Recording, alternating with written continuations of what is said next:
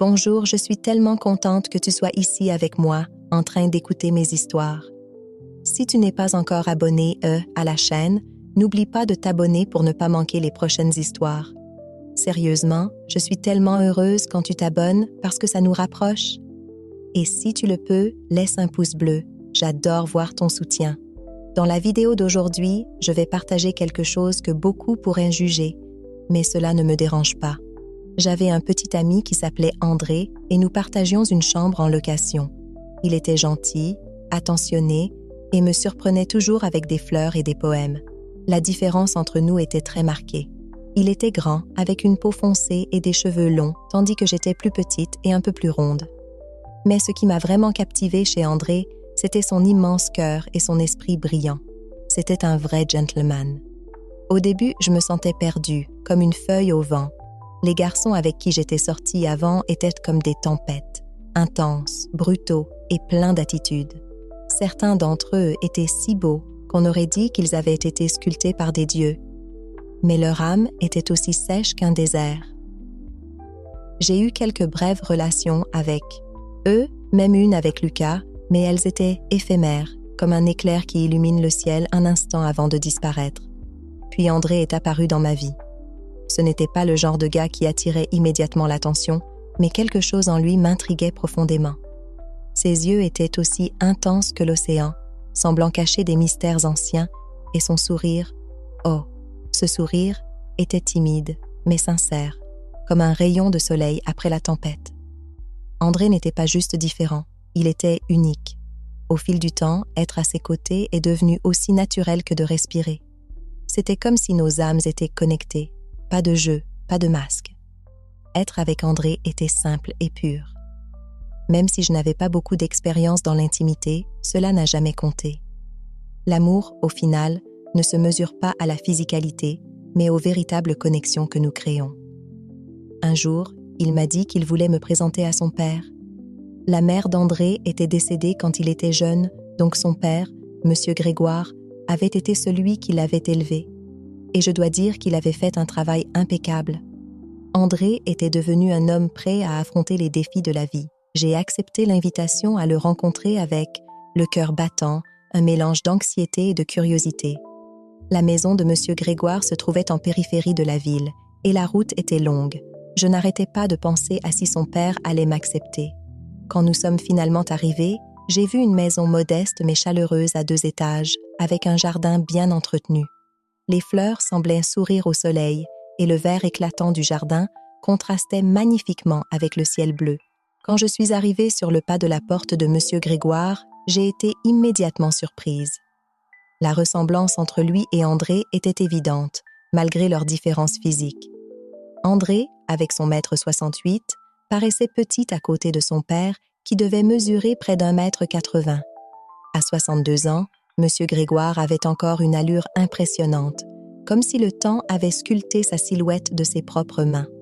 Quand je l'ai salué, ses yeux verts, cachés sous des sourcils épais, m'ont hypnotisé. Il y avait quelque chose dans son regard qui semblait porter de profonds secrets, comme si l'univers avait conspiré pour nous réunir dans cette maison. Le dîner était délicieux et je me suis rapidement rendu compte que Monsieur Grégoire était un véritable passionné de cuisine. Pendant que nous parlions, j'ai aussi remarqué à quel point il était cultivé, rempli d'histoire et de sagesse. Mais ce qui m'a le plus frappé, ce sont ses gestes amples et la manière dont ses grandes mains semblaient tenir les choses avec une délicatesse inattendue. Il surpassait tous ceux que j'avais connus, non seulement physiquement, mais aussi par sa présence. Et c'est à ce moment-là que j'ai réalisé que je me perdais dans les yeux de Monsieur Grégoire. Ses yeux étaient comme des portails vers un monde inconnu, un abîme d'émotions qui m'a encore plus surprise de penser ainsi. Après tout, c'était le père d'André, et cela me faisait ressentir une culpabilité que je ne savais pas comment expliquer. Les jours passèrent, mais je ne pouvais pas me sortir Monsieur Grégoire de la tête. Parfois, je rêvais même de lui, et je m'en voulais. J'essayais de me distraire, mais la pensée revenait toujours, comme si quelque chose de plus grand me guidait. J'avais l'impression que notre rencontre n'avait pas été une coïncidence. Le destin, ce mystérieux juge, semblait tracer nos chemins.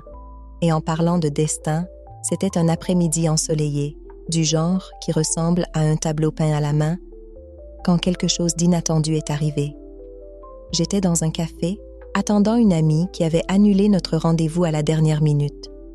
Mon café déjà servi et l'après-midi libre, j'ai décidé de me promener dans le centre-ville, explorant les rues. J'étais distraite par mon téléphone quand j'ai senti une main toucher mon épaule. Je me suis retournée et à ma grande surprise, c'était lui, Monsieur Grégoire. Ses cheveux grisonnants et ses yeux perçants m'ont coupé le souffle. J'ai essayé de sourire, mais je bégayais comme une adolescente devant un coup de cœur. « Qu'est-ce qui vous amène si loin de chez vous ?» demandai-je, essayant de paraître décontractée. Il répondit avec une simplicité qui contrastait avec le mystère qui l'entourait toujours.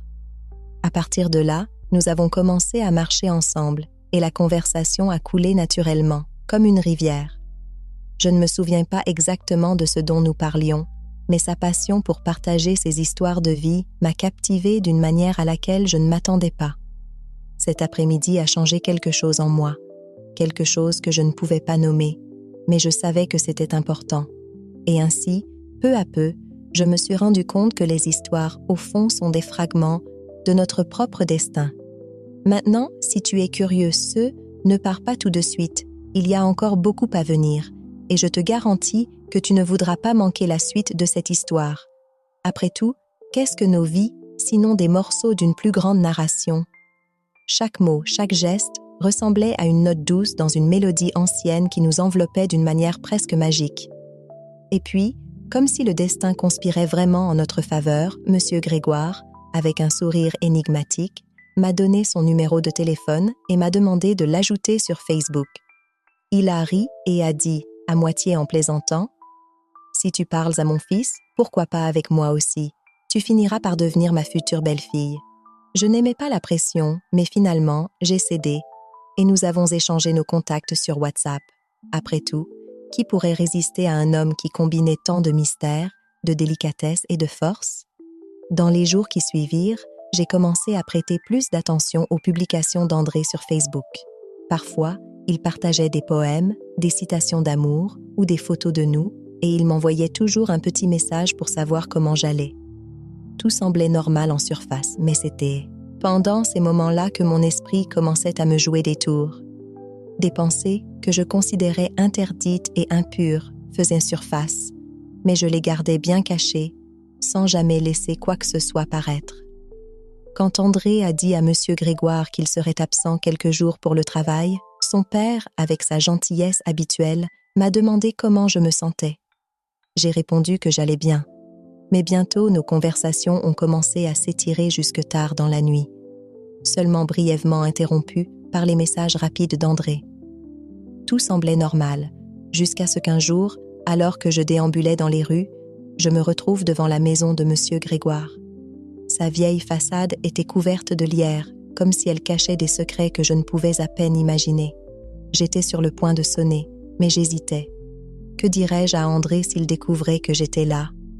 Mon esprit s'affolait pour trouver une excuse, n'importe quoi qui pourrait sembler convaincant. Avant que je puisse prendre une décision, la porte s'est ouverte d'un coup.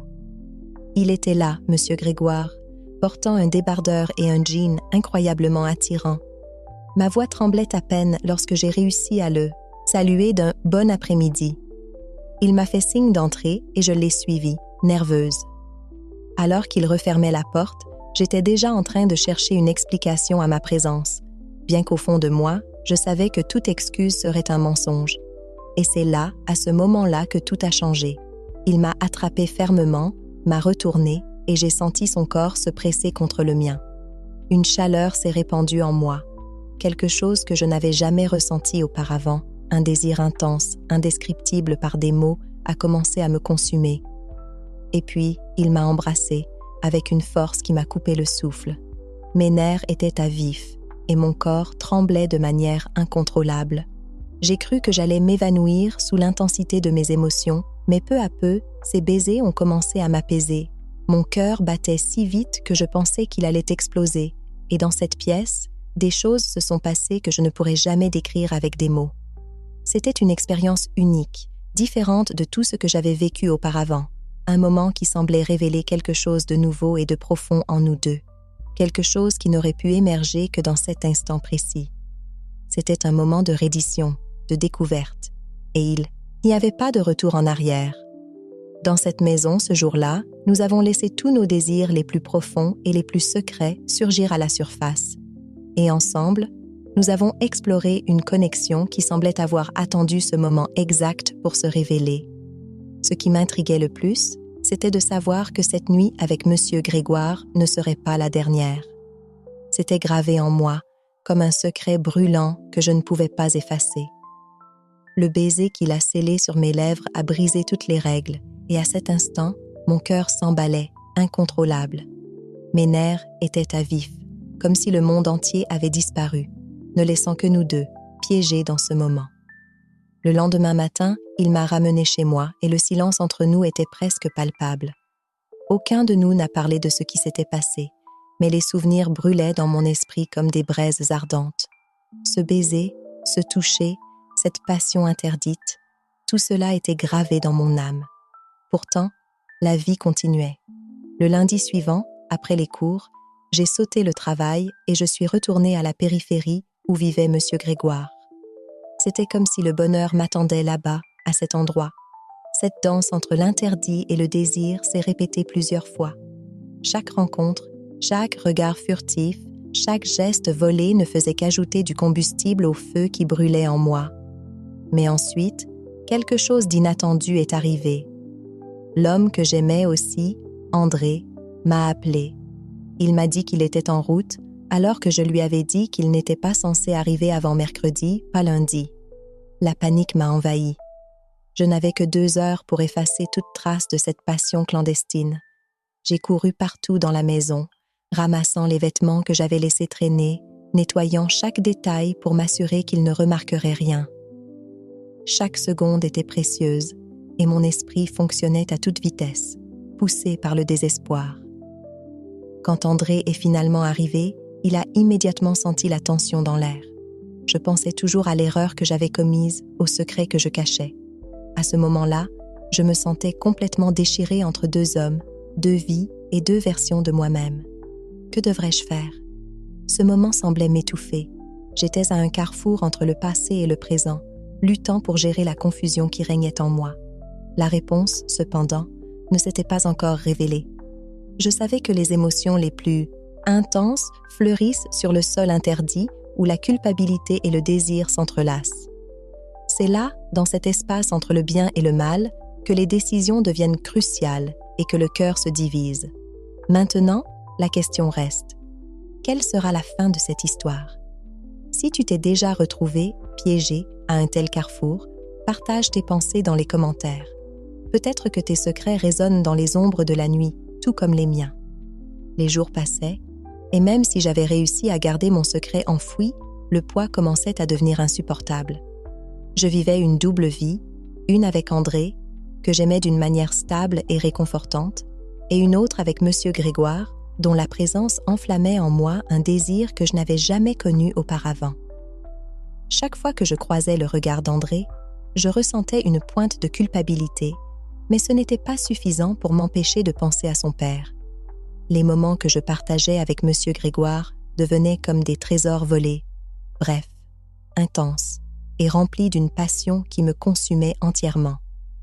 Chaque contact, chaque baiser me semblait interdit mais irrésistible. Je me surprenais à le désirer de façon que je ne pouvais jamais expliquer, tiraillée entre ma loyauté envers André et le désir brut que Monsieur Grégoire éveillait en moi. Un soir, après une journée particulièrement difficile, André et moi étions assis sur le canapé, regardant un film. Il me regarda, sentant que quelque chose n'allait pas. « Tu sembles distante ces derniers temps. Est-ce que tout va bien ?» demanda-t-il, sa voix pleine de sollicitude. J'ai forcé un sourire, essayant de le rassurer. « Je suis juste fatiguée, c'est tout. » Mais même en le disant, je savais que ce mensonge était creux. André était gentil, attentionné et méritait la vérité. Mais comment pouvais-je lui dire ce que j'avais fait? Comment pouvais-je lui avouer que je l'avais trahi de la pire manière possible, non pas avec n'importe qui, mais avec son propre père? Au fil des jours, il devenait de plus en plus difficile de maintenir la façade. Mes sentiments pour M. Grégoire ne faisaient que se renforcer, et je savais que cela ne pouvait pas continuer sans conséquence. La culpabilité pesait lourdement sur moi, mais l'attraction envers lui était plus forte que toute boussole morale que je pouvais avoir. Une nuit, alors qu'André était en déplacement pour affaires, je me retrouvais à nouveau chez M. Grégoire. Cette fois, il n'y avait plus d'hésitation. Quand il ouvrit la porte, je n'essayais même pas de justifier ma présence. Le regard dans ses yeux me disait qu'il attendait ce moment tout autant que moi. L'air entre nous était électrique quand il m'attira dans ses bras, et une fois de plus, nous nous sommes laissés emporter par notre passion interdite. C'était comme si le temps s'était arrêté, et à ces moments-là, plus rien d'autre ne comptait, seulement l'intensité de ce que nous partagions. Nous nous sommes donnés l'un à l'autre entièrement, et pendant un instant, le monde extérieur avait cessé d'exister. Mais à mesure que la nuit avançait et que la réalité commençait à revenir, je réalisais que cela ne pouvait pas durer éternellement. Peu importe à quel point j'essayais de l'ignorer, la vérité était toujours là, tapie juste sous la surface. Tôt ou tard, tout allait s'effondrer, et je serais forcée d'affronter les conséquences de mes choix. Alors que je restais dans les bras de M. Grégoire, une partie de moi savait que la fin était inévitable. Plus nous nous laissions aller à ce jeu dangereux, plus nous nous approchions d'être découverts. Et quand cela arriverait, il n'y aurait aucun moyen de réparer les dégâts. Le lendemain matin, en quittant sa maison, je ne pouvais m'empêcher de ressentir que quelque chose avait changé entre nous. Il y avait une sensation de finalité dans l'air, comme si nous savions tous les deux que notre temps était compté. Mais aucun de nous n'a rien dit. Au lieu de cela, nous nous sommes quittés avec un baiser qui a duré, et je suis partie, l'esprit rempli de 1000 pensées différentes. De retour chez moi, j'ai essayé de continuer comme si rien ne s'était passé. Mais cela devenait de plus en plus difficile. Chaque fois qu'André me regardait, j'avais l'impression qu'il voyait à travers moi. J'étais constamment sur le qui-vive, attendant le moment où tout s'effondrerait. Puis, un soir, cela arriva enfin. André rentra à la maison plus tôt que prévu, et la tension dans l'air était palpable. Il semblait distant, et je pouvais dire que quelque chose le troublait. Après quelques minutes de silence gêné, il parla enfin. « Nous devons parler, » dit-il, sa voix lourde d'émotion. Mon cœur battait la chamade, alors que je me préparais à ce qui allait venir. Avait-il découvert quelque chose? Monsieur Grégoire lui avait-il tout dit? J'ai beaucoup réfléchi ces derniers temps, continua André, ses yeux fixés sur moi. Et j'ai l'impression que quelque chose a changé entre nous. Tu es distante, et je ne peux pas m'empêcher de penser que tu me caches quelque chose. Je tentais de répondre, mais les mots ne sortaient pas. Comment pourrais-je lui expliquer ce que j'avais fait? Avant que je ne puisse dire quoi que ce soit, le téléphone d'André vibra. Il jeta un coup d'œil et fronça les sourcils. « C'est mon père », dit-il en se levant pour prendre l'appel. Je le regardais quitter la pièce, mon cœur battant à tout rompre. Que se passait-il? Était-ce le moment où tout allait être révélé? Quelques minutes plus tard, André revint, son expression indéchiffrable. Il s'assit à côté de moi, mais la tension entre nous était palpable. « Je ne sais pas ce qui se passe, » dit-il doucement, « mais je pense que nous avons tous les deux besoin de temps pour réfléchir. Peut-être que ce serait mieux si nous prenions une pause pendant un moment. » Ces paroles me frappèrent, comme un coup de « poing ». Une pause? Était-ce sa façon de dire adieu? Me donnait-il une chance de partir avant que tout ne devienne encore plus compliqué? Je hochais la tête, incapable de lui faire confiance pour parler. Une partie de moi voulait tout avouer, affronter les conséquences de mes actes. Mais une autre partie de moi, peut-être la plus forte, était terrifiée à l'idée de le perdre, terrifiée par ce qui se passerait s'il apprenait la vérité. Et ainsi, je suis restée silencieuse. Alors qu'André faisait ses bagages et quittait l'appartement, je ressentais un étrange mélange de soulagement et de désespoir. La vérité n'était pas encore sortie, pas encore, mais je savais que ce n'était pas terminé. Ce n'était qu'une question de temps avant que tout ne se désagrège. Les jours se transformèrent en semaines, et bien qu'André et moi restions en contact, il était clair que quelque chose avait changé entre nous. La distance se creusait davantage chaque jour et je savais que la fin approchait. Et en ce qui concerne M. Grégoire, la passion entre nous continuait de brûler, mais une ombre planait désormais sur chacun de nos moments ensemble. Nous savions tous, les deux, que nous jouions à un jeu dangereux et qu'un jour ou l'autre, nous devrions en affronter les conséquences. Mais pour l'instant, nous vivions dans l'instant, savourant chaque baiser volé, chaque contact, sachant que notre temps était compté. Car au final, les secrets comme les nôtres ne restent pas enterrés pour toujours. Une nuit, alors qu'André était en voyage, je me suis à nouveau retrouvée chez M. Grégoire. Cette fois, tout semblait différent. Nous nous sommes laissés aller à notre passion avec la même intensité, mais il y avait quelque chose dans l'air, un sentiment d'imminence, de fin. « Nous ne pourrons pas continuer comme ça pour toujours », murmura-t-il, les yeux pleins de gravité. Je savais qu'il avait raison, mais en cet instant, je ne voulais pas y penser. Je voulais juste profiter de ces moments que nous partagions, comme si c'étaient les derniers. Le lendemain matin, alors que je quittais sa maison, je ressentais cette même certitude que tout allait bientôt changer. Quelques jours plus tard, alors qu'André était à la maison, il se montra de plus en plus distant. Finalement, un soir, il s'assit à côté de moi et ses yeux trahissaient une profonde tristesse. « Je ne peux pas m'empêcher de penser que tu me caches quelque chose, » dit-il. « Il y a quelque chose qui cloche. » Je restais silencieuse, incapable de trouver les mots pour avouer ce que j'avais fait. « Écoute, » dit-il enfin, « je pense qu'il est temps de faire une pause définitive. » Ces mots me frappèrent comme un coup de massue. La fin que je redoutais était arrivée. André était prêt à partir et je n'avais plus de retour en arrière possible. « Je comprends », murmurai-je finalement, la voix tremblante. Une partie de moi se sentait soulagée de ne plus devoir porter le poids du mensonge, mais une autre partie de moi se sentait dévastée, sachant que j'avais tout détruit. André fit ses valises et quand il franchit la porte pour la dernière fois, je sentis que quelque chose en moi s'effondrait. Le silence dans l'appartement était assourdissant.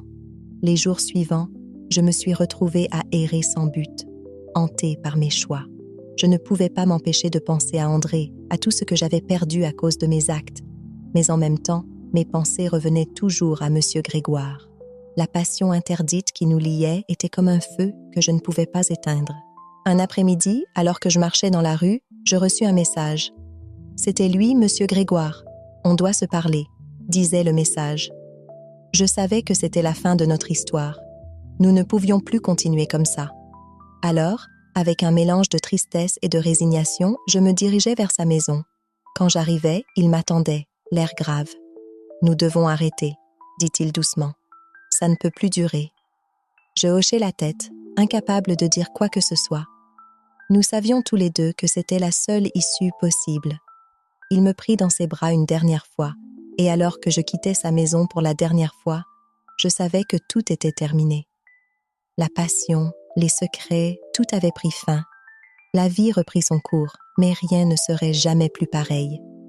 Les souvenirs de cette histoire interdite me hantaient toujours, mais je savais qu'il était temps de tourner la page. Peut-être qu'un jour je trouverai la paix. Peut-être que je réussirai à me pardonner, à comprendre pourquoi j'ai pris ces décisions. Mais pour l'instant, je dois vivre avec les conséquences de mes actes. Et toi? As-tu déjà fait face à des choix aussi difficiles où le cœur et la raison se disputent la première place? Si oui, laisse tes pensées dans les commentaires. Peut-être que, comme moi, tu cherches encore des réponses dans les ombres du passé.